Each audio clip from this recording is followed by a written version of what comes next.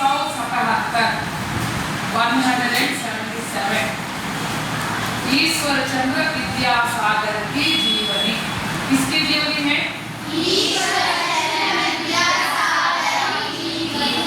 ईश्वर चंद्र का जन्म बंगाल के निर्धन परिवार में हुआ था। ईश्वर चंद्र विद्यासागर बंगाल बंगाल का है बंगाल ఒక పేద కుటుంబంలో జన్మించారు। निर्धन का है गरीब।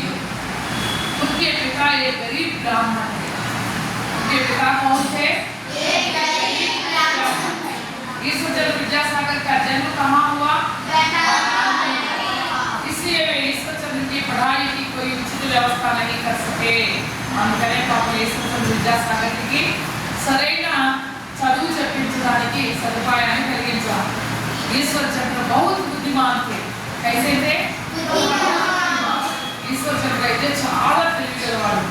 उनकी स्मरण शक्ति इतनी तीव्र थी कि वे जिस पाठ को एक बार सुन लेते थे उसे कभी नहीं भूलते थे।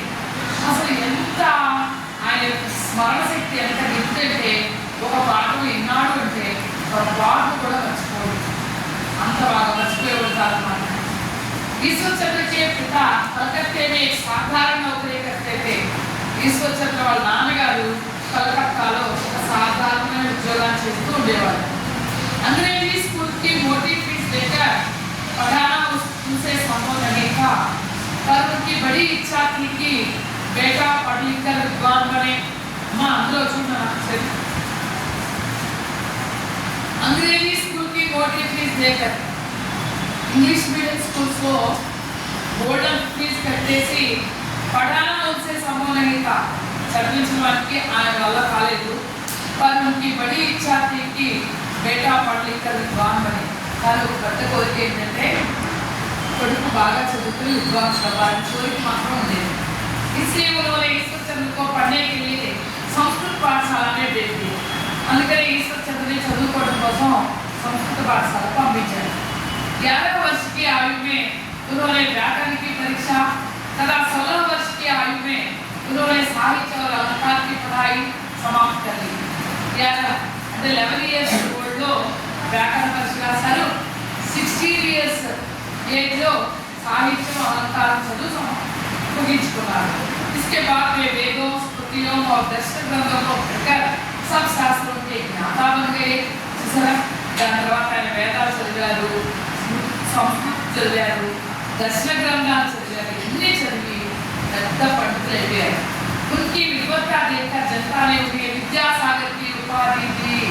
ఆయన యొక్క విద్వాంసం, ఆయన యొక్క పాండిత్యాన్ని చూసి ప్రజలందరూ ఆయనకి విద్యాసాగర్ కౌన్సి ఉపాధి ది విద్యాసాగర్ అని ఒక బిరుదునిచ్చారు। तब से वे ईश्वर चंद्र विद्यासागर के नाम से प्रसिद्ध हो गए।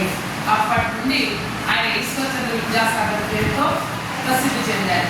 विद्यासागर अपनी पढ़ाई समाप्ति के बाद कलकत्ते के संस्कृत कॉलेज में अध्यापक नियुक्त हुए। विद्यासागर చదువుయిన తర్వాత కలకత్తాలో సంస్కృతం కాలేజీలో ప్రొఫెసర్గా చేరారు। वे एक योग्य व मेहनती अध्यापक थे। ఆయన ఒక మంచి యోగ్యుడైన, మంచి అర్హత కలిగిన, బాగా శ్రమపడే प्रोफेसर। इसलिए कॉलेज के अध्यापक और सब छात्रों का बड़ा आदर एवं सम्मान करते थे। అందుకని కాలేజీలో ఉన్న ఉపాధ్యాయులు కానీ సహా ప్రొఫెసర్లు కానీ విద్యార్థులు కానీ ఆయనకి చాలా గౌరవంగా ఉండేవారు। उनकी योग्यता से प्रभावित होकर सरकार ने उन्हें कॉलेज का प्रधान अध्यापक बना दिया। ఆయన క్వాలిఫికేషన్ చూసి ప్రభుత్వం ఏం చేసింది, ఆయన్ని ప్రిన్సిపల్గా చేసింది కాలేజ్। प्रधान अध्यापक के पद से उन्होंने अपना कार्य बहुत अच्छी तरह निभाया। అప్పుడు కూడా ప్రిన్సిపల్గా ఉంటూ కూడా మన పనులు తన కర్తవ్యాన్ని చాలా బాగా నిర్వహించాడు। वे समय पालन और अनुशासन पर बहुत ध्यान देते थे। ఆయన టైం అంటే టైం, క్రమశిక్షణగా ఉండేవాడు, క్రమశిక్షణ మీదే దృష్టి పెట్టేవాడు। विद्यासागर बड़े स्वाभिमानी, निर्भीक और स्वतंत्र विचार के व्यक्ति थे। ఆయన మంచి స్వాభిమానం కలవాడు, అంటే మంచి ఆత్మవిశ్వాసం కలవాడు, ధైర్యవంతుడు, తన సొంత ఆలోచనలకి ఇంపార్టెన్స్ ఇచ్చుకునేవాడు। बड़े बड़े अफसरों से भी नहीं डरते थे। పెద్ద పెద్ద అధికారులు వచ్చినా భయపడేవాడు కాదు। एक बार विभाग के निरीक्षक से किसी बात पर उनका झगड़ा हो गया। ఒకసారి ఆ విభాగం యొక్క పరిశీలకుల నుంచి ఒకసారి తగాదా వచ్చింది. నిరీక్షక్ అంటే పరీక్షా విభాగంలో పనిచేసేటటువంటి ఆయన. इस पर उन्होंने कॉलेज की नौकरी से इस्तीफा दे दिया. దీంతో ఆయన కాలేజీ ఉద్యోగానికి రాజీనామా చేశారు. उनका यह मानना था कि ऐसी नौकरी नहीं करनी चाहिए जिसमें इज्जत चली जाए. ఆయన నమ్మకం ఏంటంటే ఎక్కడైతే ఏ ఉద్యోగంలో అయితే ఏ పదవిలో ఉండగా అయితే గౌరవం పోద్దో బరువు పోద్దో అలాంటి ఉద్యోగం చేయడం అవసరం లేదు. उनका यह मानना था कि विद्यासागर इतने बड़े पद पर होने पर भी बहुत सरल रहते थे. ఇంత పెద్ద పెద్ద పదవుల్లో ఉన్నారని చాలా సాదా సీదాగా ఉండేవారు. साधारण कपड़े पहनते थे. कैसे कपड़े पहनते थे? చాలా సాధారణమైన దుస్తులు ధరించేవాడు. सबके साथ सरलता से व्यवहार करते थे. అందరితోనూ చాలా చక్కగా మాట్లాడేవాడు. उनका कहना था कि हमें अपना काम स्वयं करना चाहिए. ఆయన ఏం చెప్తూ ఉంటారంటే మన పనులు మనమే స్వయంగా చేసుకోవాలి. दूसरों पर निर्भर रहना उचित नहीं है. इतर ఆధారపడటం అంత మంచిది కాదు. यही सबसे बड़ी शिक्षा है. इधे చాలా గొప్ప విద్య. विद्यासागर विद्या के सागर थे ही वे दया के भी धनी थे.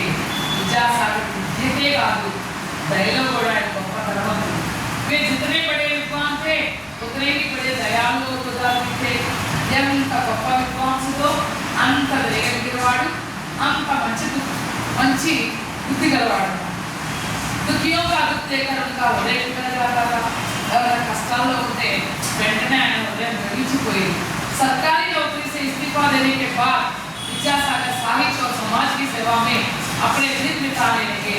गवर्नमेंट जॉब రిజైన్ చేసేసిన తర్వాత ఆయన విద్యాసాగర్ సాహిత్యంలోను సమాజ సేవలోను తన రోజుల్ని గడిపేవాడు. उन्होंने संस्कृत और बंगला में अनेक पुस्तकें लिखी. तथा उनके प्रयत्न से बंगाल में सैकड़ों स्कूलों की स्थापना हुई. ఆయన బంగాల్లో ఎన్నో పుస్తకాలు రాశారు. సంస్కృతంలో బెంగాలీ భాషలో ఎన్నో పుస్తకాలు రాశారు. బెంగాల్లో సైకడో స్కూల్కి స్థాపన ఉంది. ఆయన 100 స్కూల్స్ కూడా స్థాపించారు. संस्कृत स्कूलों में बालक बालिकाओं को निःशुल्क शिक्षा दी जा रही. ఆ పాఠశాలలో ఆయన 100 పాఠశాలలు స్థాపించి ఆ పాఠశాలలో ఫీజు అనేది కట్టించుకునేవాడు. ఉచిత విద్యనే ఇచ్చేవాడు. विद्यासागर एक अच्छे समाज सुधारक भी थे. ఒక మంచి సమాజ సంఘ సంస్కర్తకుడు. वे विधवा विवाह के बहुत बड़े समर्थक थे. విధవా వివాహాన్ని సమర్థించాడు. చిన్నప్పుడే పెళ్లి చేసేవాడు. వాళ్ళు కాపురానికి వెళ్ళేసరికి భర్త చచ్చిపోయేవాడు. 14 ఏళ్ళకే భర్త చచ్చిపోతే చలిచేరు కట్టి లోపల కూర్చోబెట్టేవాడు. అలాంటి వాళ్ళకి పెళ్లి చేయాలి అని చెప్పి సమర్థించాడు. बंगाल के लोगों ने इसका बहुत विरोध किया पर वे अपनी बात पर अड़े रहे. చాలా మంది బెంగాల్ శాసకులు ఆయన మాటలు లెక్క చేయకుండా చాలా వ్యతిరేకించారు. అయినా ఈయన తన మాట మీద నిలబడ్డారు. సంస్కృత में कहावत है. సంస్కృతంలో ఒక సామెత ఉంది. విద్యా దదాతి వినయం. విద్యా దదాతి వినయం. చెప్పండి. అర్థాత్ విద్వాన్ को सदा विनयशील होना चाहिए. ఎవరైనా గొప్ప విద్వాంసులు ఉండాలి అంటే విద్వాంసులు ఎలా ఉండాలి? వినయంగా. పండితులు ఎలా ఉంటారు? यह गुण विद्यासागर में पूर्ण रूप से विद्यमान था. ఈ గుణము విద్యాసాగర్లో పూర్తిగా నిండి ఉంది. సమర్థ ధన్యవాదాలు.